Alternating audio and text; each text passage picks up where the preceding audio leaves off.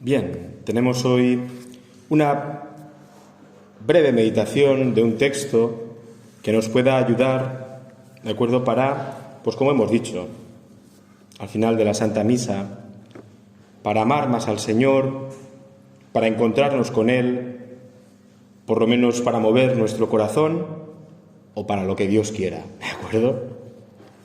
Hace ese texto que voy a leer, ¿de acuerdo?, es una especie de carta, está en el libro que yo creo que tenemos, ¿verdad?, que aquí vimos, que es el libro sobre el duelo, que estaba repasando yo estos días, por algunas cuestiones que estoy pensando, y veía que es del 2010. Yo, madre mía, me voy haciendo viejo yo también.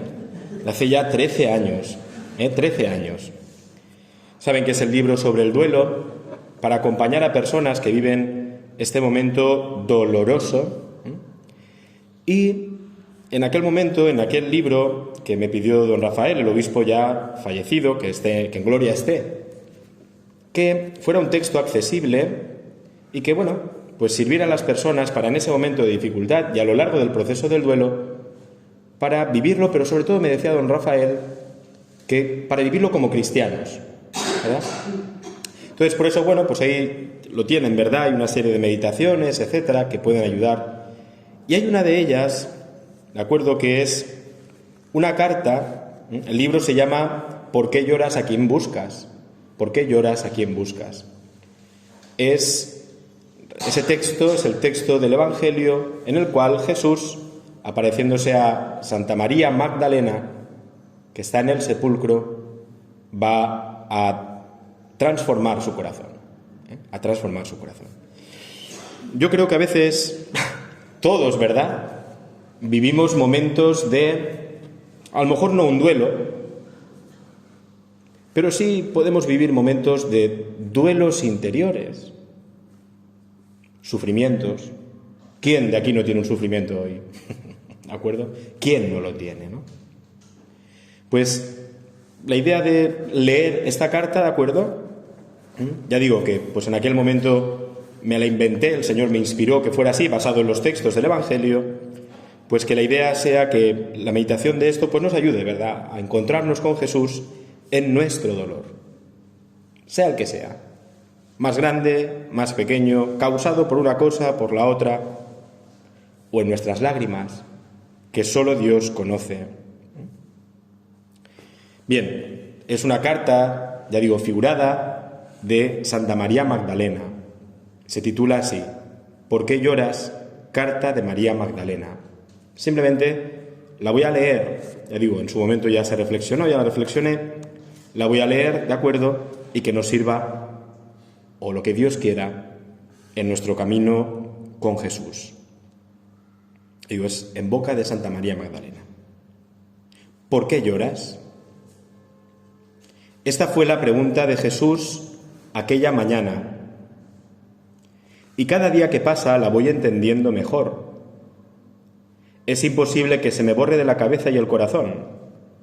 Sus palabras, como siempre, provocaron un movimiento en mi interior que es inolvidable. Desde hacía tiempo Jesús y yo éramos grandes amigos. Él me encontró por las sendas torcidas de mi vida. Él me curó, me levantó, me enseñó a vivir sin miedo. Con Él aprendí a ser libre, porque comprendí que mi libertad era estar cerca de Él. En su camino descubrí una vida nueva que realmente es posible: amar sin reservas, dar la vida en cada instante de la misma, perder para ganar, morir para vivir, nacer de nuevo, perdonar con las mismas entrañas de Dios. Hablar con Él, con Jesús, encendía el corazón, y era fácil amarle. ¿Cómo no hacerlo? Sus palabras cautivaban, sus gestos rebosaban el mismo amor de Dios, su mirada ardiente y su sabiduría.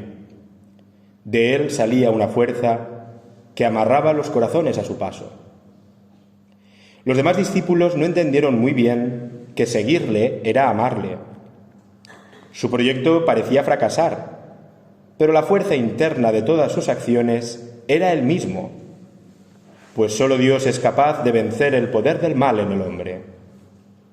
Muchos le abandonaron asustados, pero el amor a Jesús me impidió dejarle solo en el momento de su muerte. Estaba enamorada de él perdidamente. Estaba enamorada del Dios de mi vida y sabía que no podía morir este amor que sabía a eternidad hecha carne.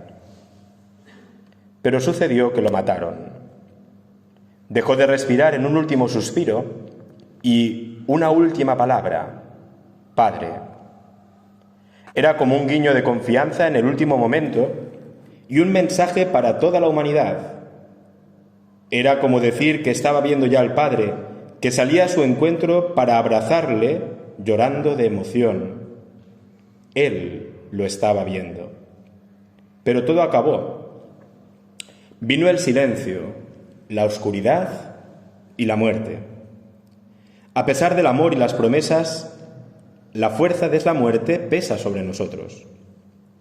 Sigue siendo la puerta cerrada e infranqueable por nuestra razón y por nuestro corazón.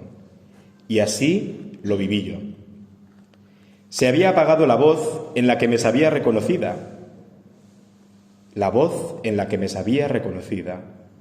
Sus labios ya no decían mi nombre, con esa mirada cómplice que el Señor dirige a todos. Y esto producía un inmenso dolor.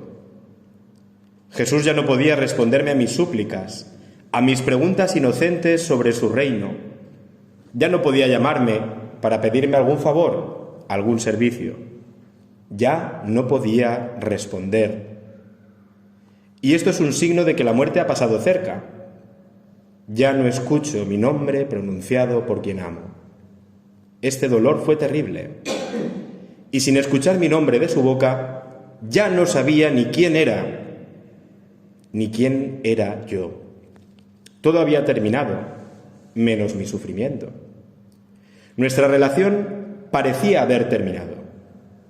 Donde no hay llamada ni respuesta, no hay posibilidad de dar y recibir amor. Es muerte. Al tercer día pude volver al sepulcro. ¿No era quizá volver a mi sepulcro? Y sucedió algo que me hizo perder la paciencia de la resignación. Lo único que me quedaba de Jesús, su cuerpo muerto, había desaparecido. Tenía la esperanza de volver a ver ese cuerpo inerte y de acariciarlo recordando los momentos vividos juntos. Me consolaba pensar que podía estar junto a él para que allá donde estuviera le llegaran mis muestras de amor. Pero se lo habían llevado. No estaba. Me encontré con la mentira de la resignación entre mis manos. Se derramaron las lágrimas contenidas que creía que podría soportar. Mi amigo muerto ya no estaba. O como descubrí después, mi amigo ya no estaba muerto. Experimenté entonces una especie de abandono, de vacío, de soledad. Tanta era mi desesperación, mi angustia, que era incapaz de aceptar la realidad, aunque la realidad era de otra forma a como me la estaba imaginando. Me sentía totalmente desamparada, pues me habían robado mi última ilusión. El desconcierto fue tal que no sabía qué hacer. Además, escuchaba en mi interior una posibilidad que se ahogaba por estas emociones. La posibilidad de la resurrección, como tantas veces él había anunciado. Pero era como una voz lejana de ángeles que me recordaba esas intervenciones de Dios por medio de estos mensajeros. Aún así, corría a decir a los demás amigos lo que había sucedido. Era como sacar fuera lo que pasaba en mi interior, esos pensamientos y sentimientos que iban y venían. Estaba viviendo como una tormenta interior de la que no podía resguardarme. Los discípulos vinieron enseguida y después regresaron a casa. Cuando ellos se marcharon, me quedé de nuevo sola. Pensaba que nadie entendía lo que estaba viviendo. No podía concentrar mi pensar con serenidad y solo me quedaba llorar. Llorar en soledad, llorar de rabia y de impotencia. No podía hacer nada, pero algo quería hacer. Estaba paralizada a la entrada del sepulcro, mirando sin entender absolutamente nada. De momento, alguien venía a molestar. Una presencia en mi soledad. Una voz que parecía venir de lejos, pero que estaba muy cerca, como dentro de mi corazón. La única persona que podía estar por allí era el hortelano. ¿Quién iba a pasear vivo entre la muerte y a preocuparse de una mujer que llora? Esa voz tenía algo familiar. Esa preocupación por el llanto de una mujer. Ese tono que no molestaba y que realmente hacía que me planteara por qué yo, la amiga del maestro de Nazaret, tenía que estar llorando. Además, aquel hombre sabía que estaba buscando a alguien. ¿Cómo podía saberlo? ¿Es que podía leer mi corazón? He de confesar que aquella voz respondía a mis sueños. Encontrarme a Jesús vivo de nuevo, ese era mi sueño, ser feliz. De pie frente a mí como tantas veces, mirándome a los ojos con esa mirada que veía lo que yo no era capaz ni de intuir. Esa mirada y esa voz que tenían el poder de hacer brotar agua en el desierto interior del hombre. Esa voz que es inconfundible por el cambio inmediato que produce en el centro del corazón.